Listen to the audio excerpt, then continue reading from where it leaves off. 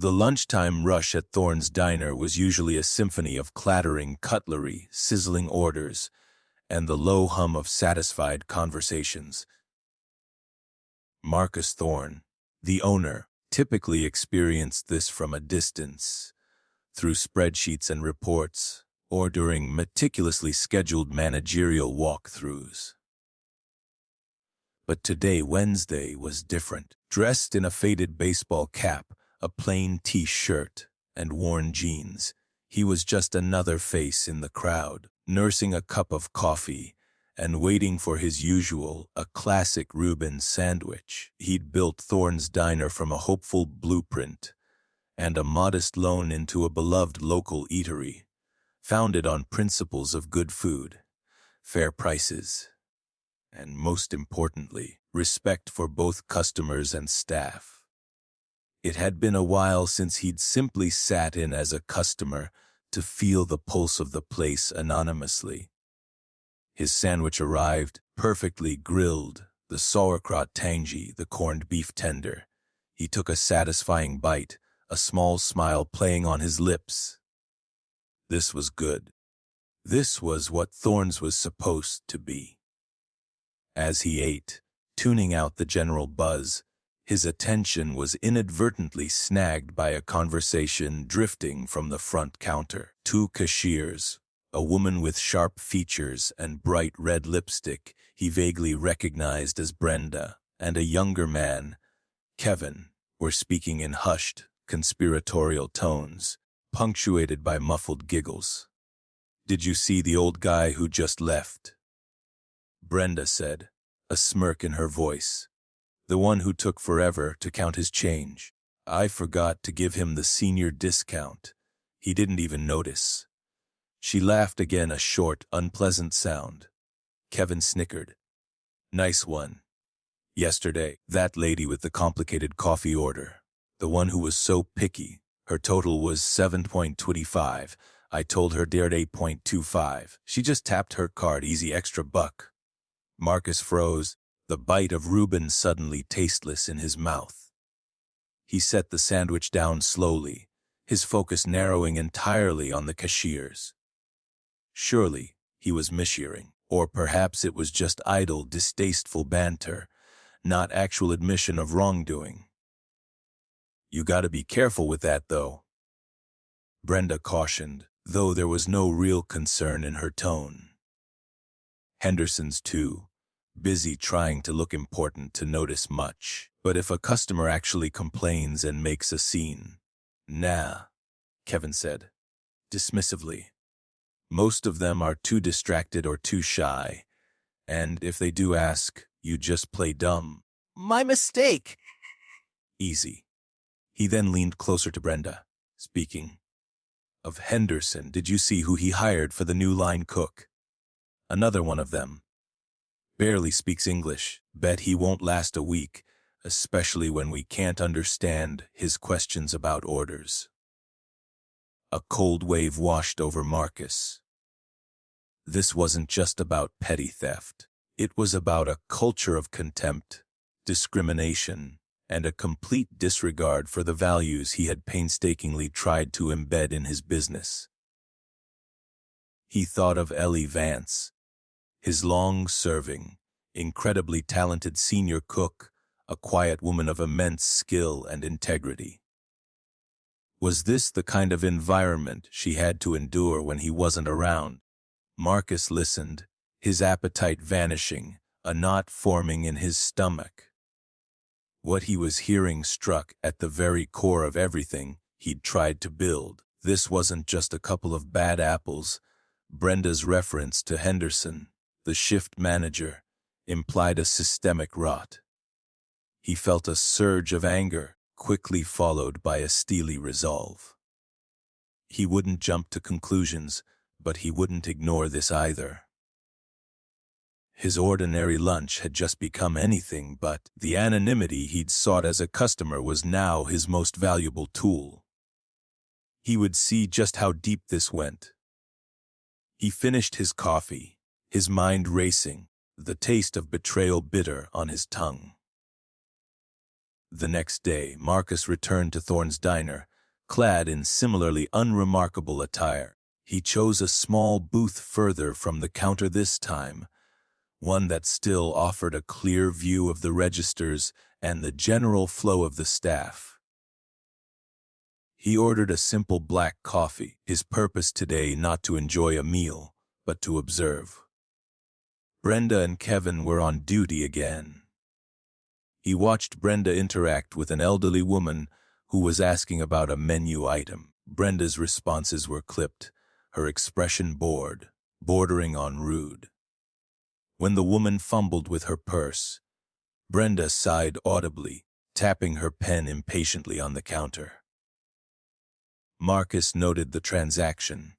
The woman paid in cash, and Brenda's hands seemed to move with practiced speed, but he couldn't be sure from this distance if the correct amount was rung in.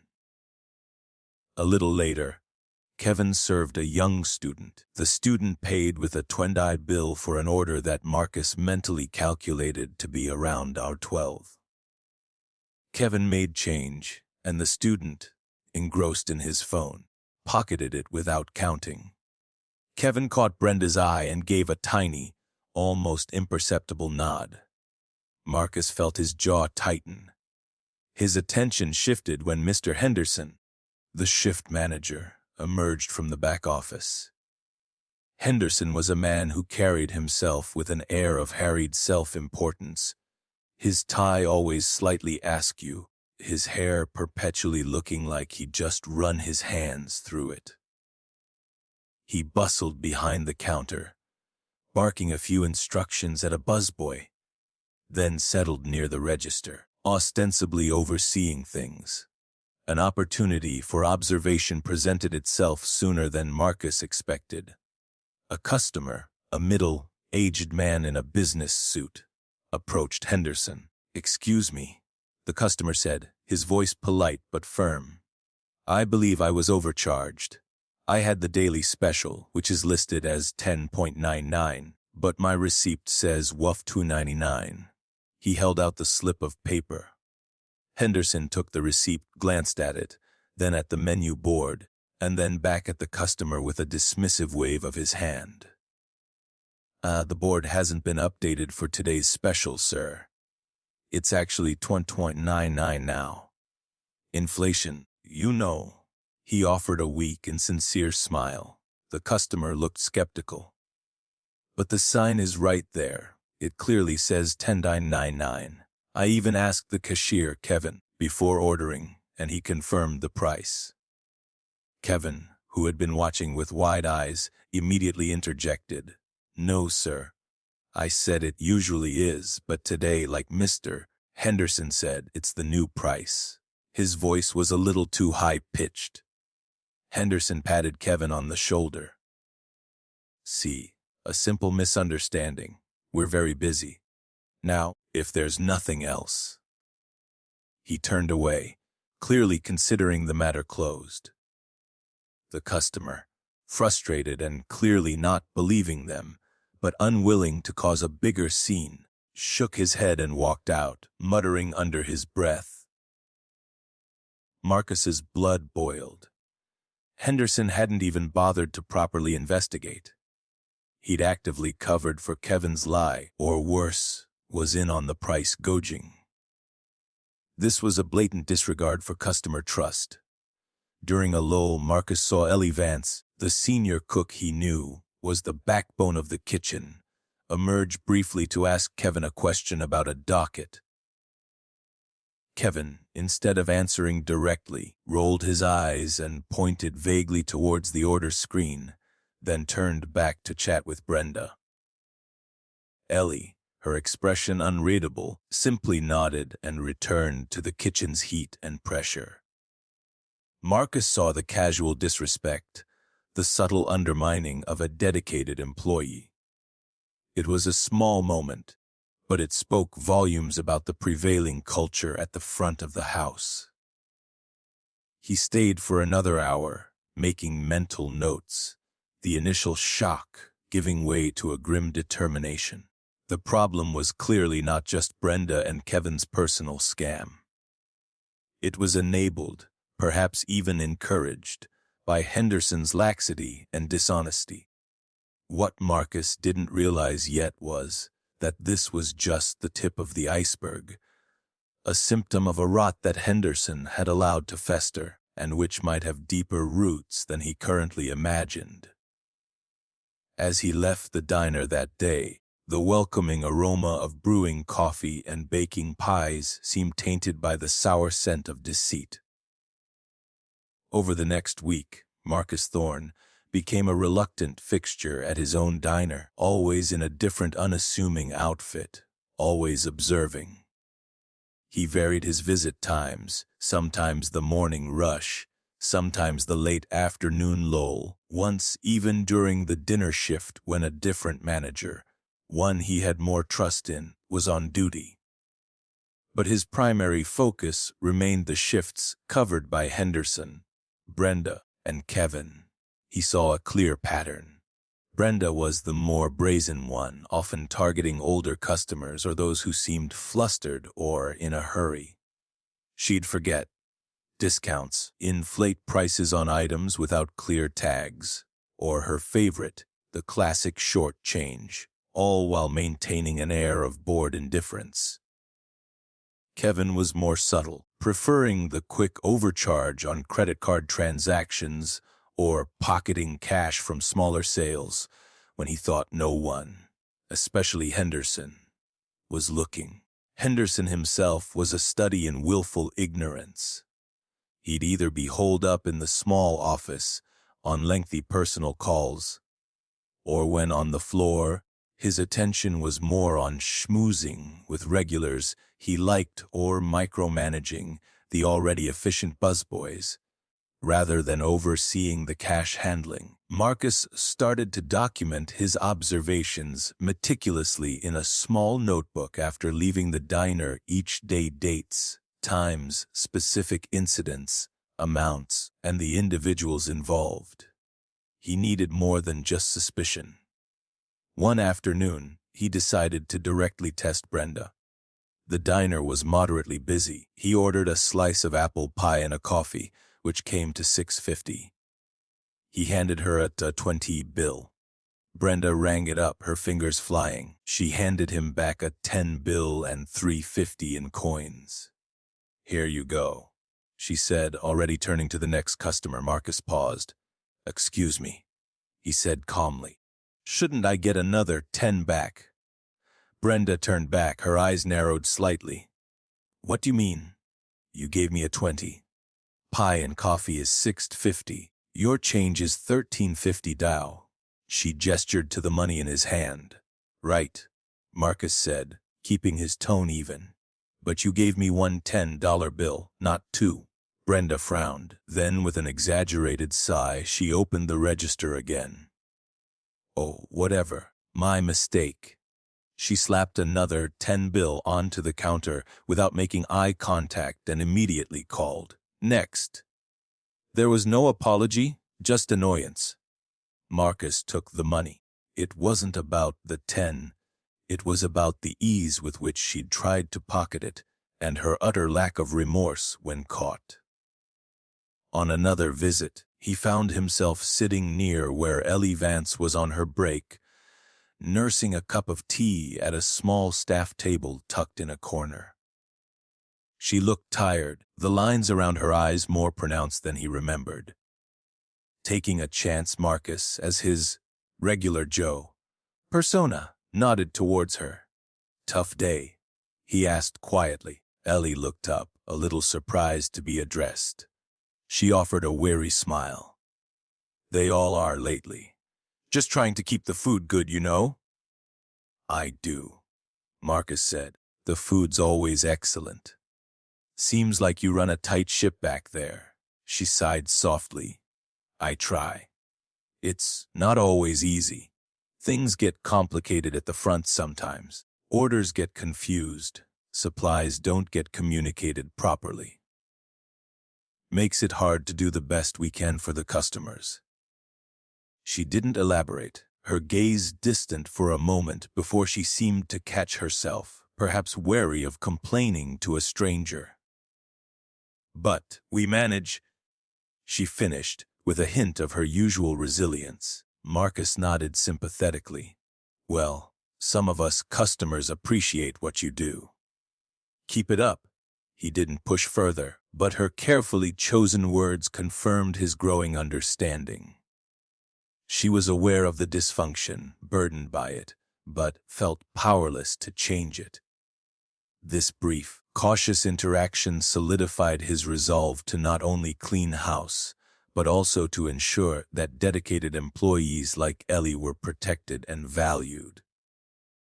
Behind the scenes, a different plan was unfolding for Brenda, who believed her system of petty theft and customer manipulation was foolproof. She'd recently boasted to Kevin about a new way she'd figured out to void entire cash transactions after the customer left, pocketing the full amount, making it look like the order was canceled. Henderson never checks the void reports properly anyway. She'd whispered, just signs off on anything to get it off his desk.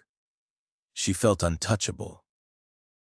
The small amounts they were skimming were, in her mind, just perks of a tedious job. She had no idea that the quiet man in the corner booth, the one who always seemed to be reading a book or staring out the window, was the architect of the entire establishment, and he was meticulously noting every single one of her perks. The weight of his notebook, filled with damning observations, felt heavy in Marcus Thorne's hands. He'd seen enough. The patterns of theft, disrespect, and managerial negligence were undeniable.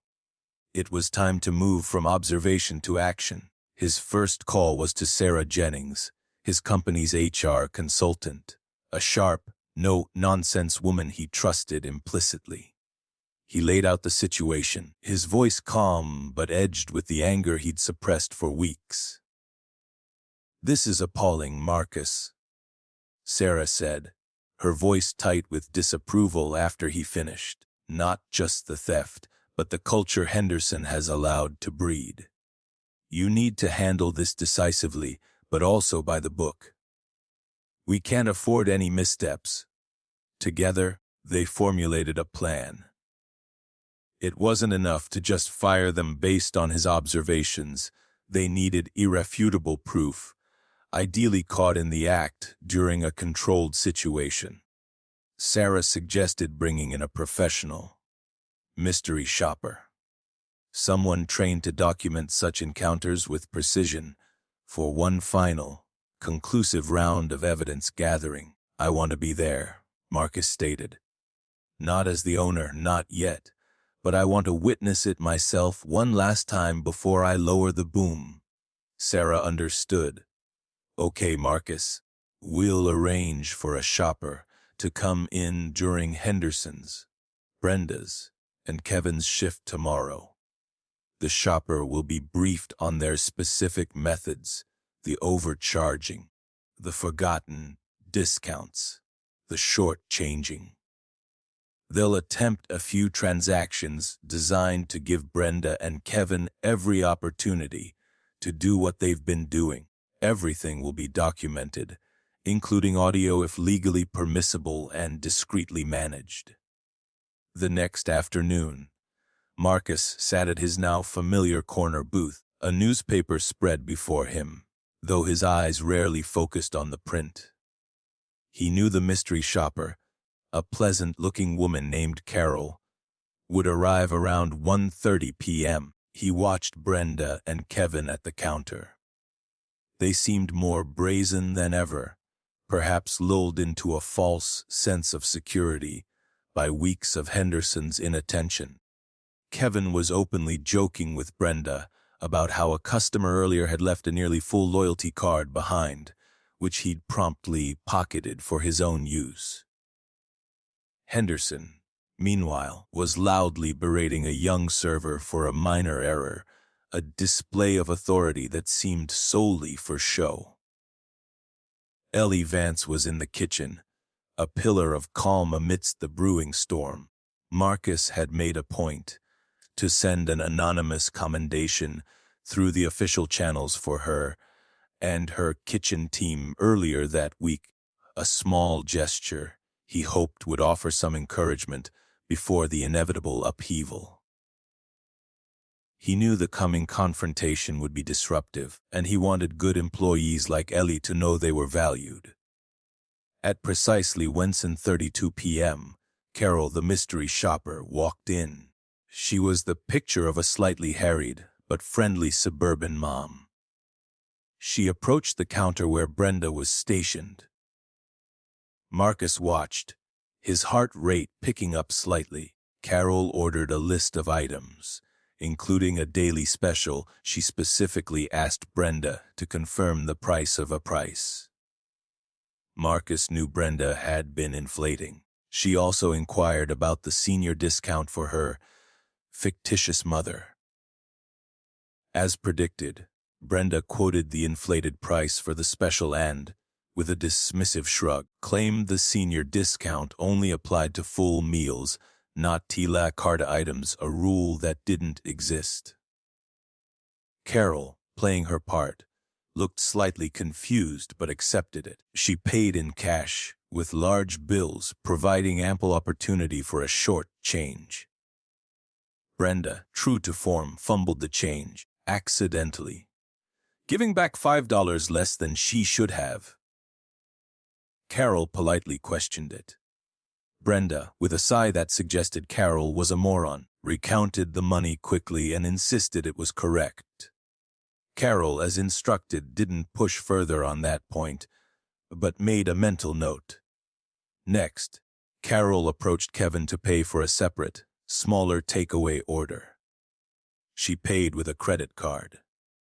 Kevin ran the card. Then, believing Carol was distracted by her phone, Marcus saw him quickly press a few buttons on the terminal. He suspected Kevin was adding an unauthorized tip or slightly inflating the total before finalizing the transaction, another tactic they'd become aware of.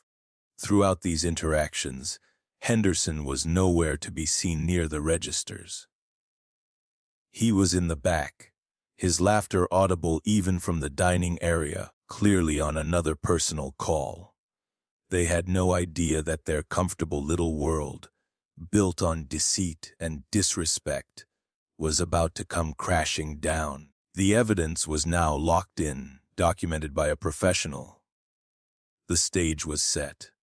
All that remained was for the owner to step out of the shadows. The moment Carol, the mystery shopper, concluded her transactions and gave a subtle, pre-arranged nod towards Sarah Jennings, Sue, who had discreetly positioned herself near the entrance, Marcus folded his newspaper. He took a deep breath and stood up, walking calmly towards the front counter.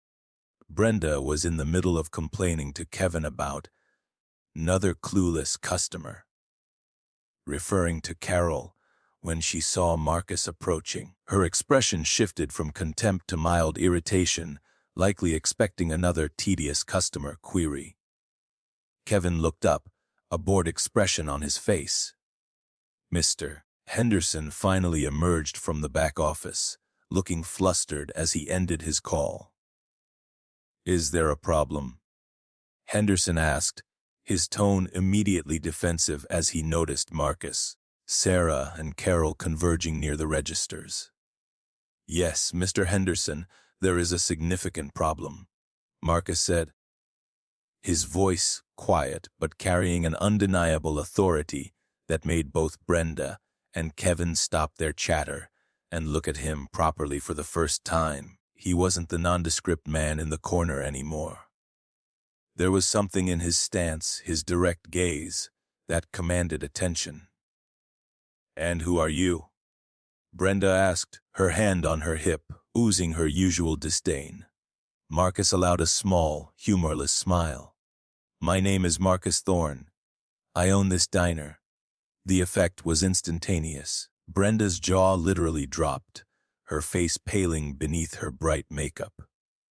Kevin went rigid, his eyes darting nervously between Marcus, Brenda, And Henderson himself blinked rapidly, his bluster deflating like a pricked balloon.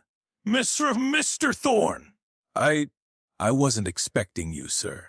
Is everything all right? No, Mr. Henderson, everything is far from all right, Marcus stated, his voice hardening.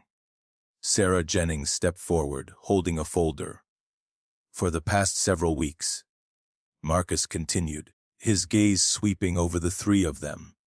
I've been a regular customer here, observing the operations. And frankly, I'm disgusted by what I've seen.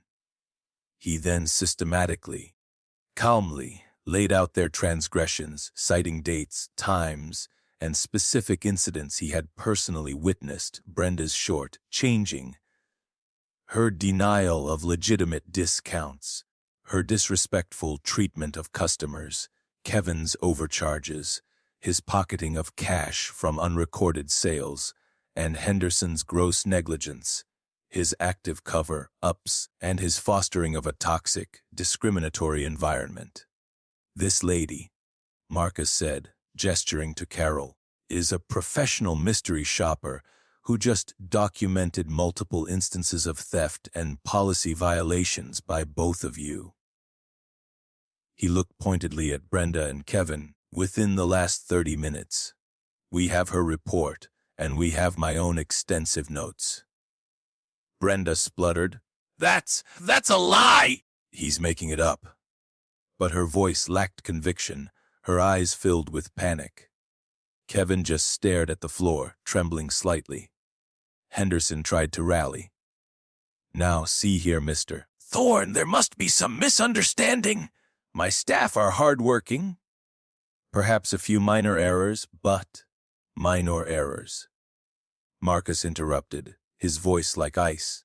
Systematic theft. Deliberate overcharging. Mocking customers.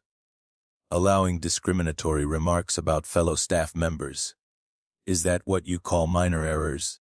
Henderson. He took a step closer. You were either complicit or you are criminally incompetent. Either way, your employment here is terminated, effective immediately. Henderson opened his mouth, then closed it speechless. Marcus then turned to Brenda and Kevin.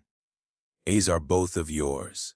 For gross misconduct and theft, you will be escorted off the premises. We will also be reviewing the full extent of the financial damages and will pursue legal action if warranted. Sarah Jennings calmly with termination letters and began explaining the next steps regarding their final pay and security procedures. Brenda started to cry, a stark contrast to her earlier arrogance. Kevin looked like he was about to be sick. While Sarah handled the stunned ex-employees, Marcus turned to address the rest of the staff, who had gathered, shocked and uncertain, at the edge of the kitchen and serving stations. Ellie Vance stood amongst them, her expression one of quiet astonishment, but also a dawning understanding. To everyone else, Marcus said, his voice resonating with sincerity, I want to apologize. I apologize that this was allowed to happen in my diner. Thorne's diner was built on trust, respect, and quality. Those values were betrayed. That stops today. He looked directly at Ellie. Ellie, your dedication and integrity have always been clear. In the interim, I'd like you to step up and help oversee kitchen operations in a more formal capacity and liaise with the front of house manager I'll be bringing in temporarily. We need to rebuild, and I trust your judgment. Ellie, looking overwhelmed but resolute, nodded. Yes, Mr. Thorne. I'll do my best. In the weeks that followed, Marcus was a regular presence at the diner, this time as himself. He hired a new, experienced, and ethical manager. New training programs on customer service, cash handling, and workplace ethics were implemented. An anonymous reporting system was established. The atmosphere began to change. Staff morale, once low, started to lift as they saw genuine, positive changes and felt their concerns were finally being heard. Customers noticed the friendlier service and the renewed attention to detail. Thorne's diner began to heal. And so, Marcus Thorne's journey from an undercover observer, shocked by the betrayal within his own business, to a decisive leader restoring its integrity, serves as a powerful reminder that vigilance is key and that the true strength of any establishment lies in the character of its people and the unwavering principles of its leadership. Talent and integrity, like Ellie's, can often be found quietly enduring, waiting for an opportunity to shine when justice prevails. If this story of resilience and the fight for justice stirred something in you, please share your thoughts in the comments below. Give this video a thumbs up and don't forget to subscribe for more inspiring narratives about people who turned adversity into triumph. What was the most impactful moment for you?